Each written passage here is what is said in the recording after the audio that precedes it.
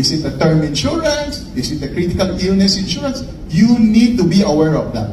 And please, so I asked ChatGPT, can you combine investment and protection? Ano sa tingin mo? It should be bought separately. So tinanong ko rin kay ChatGPT yan. Ito yung answer na. You need to separate your investment and your protection. Insurance is for protection.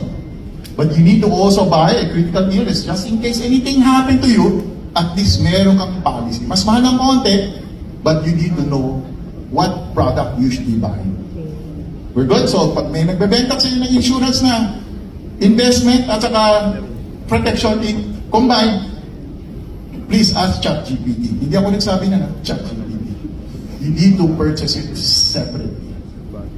We're good?